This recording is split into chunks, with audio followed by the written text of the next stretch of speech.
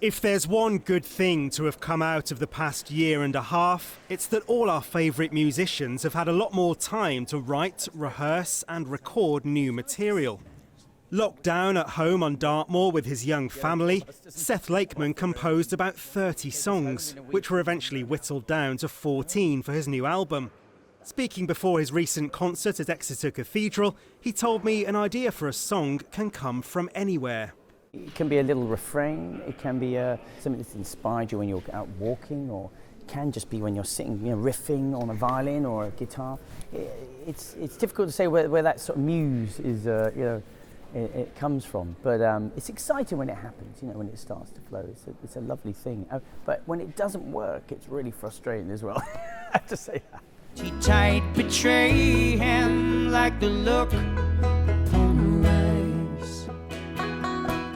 The new songs, recorded at Middle Farm Studios in South Devon, cover a range of topics, from tales of stricken whales on the Cornish coast to more personal stories about how COVID has changed Seth's perspective on the importance of family. Tell me a bit about how you coped with lockdown then. As a musician who thrives so much on live performance and that energy you get from it, it must have been tough to be locked away. I guess, you feel shackled, you're so restricted. You're almost, a prisoner in your own home in a way, because musically you can't get out. There's lots of writing, there's lots of output, there's lots of inspiration around us, nature.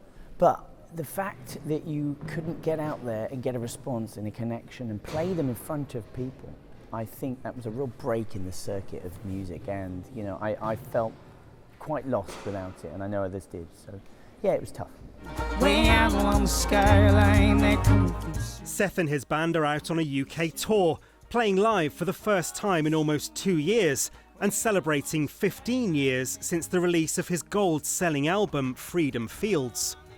While there is a bit of rustiness, he forgot the words to one of the old songs on the first night, things are gradually clicking back into gear.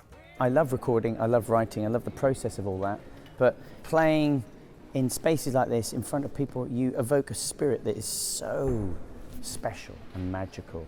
And you feel like you are channeling all these stories and all these songs and all these messages to these people. And I've travelled all around the world, from Svalbard to Libya to all, everywhere.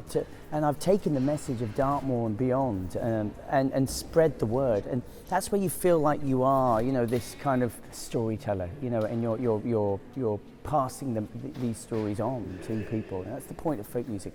But I think, there's a real power in performing live.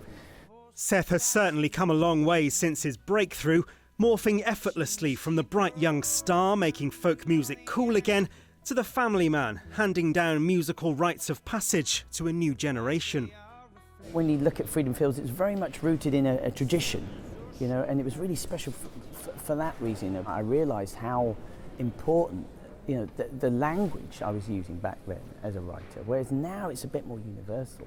I'm middle-aged now, I've got 3 children, they certainly come into the songs in certain places. They've inspired me in this new album, certainly. And although it's lots of fun at home with the kids, Seth is loving being back on the road and looking forward to the tour bus rolling on to the next stunning venue. Sam Blackledge, ITV News.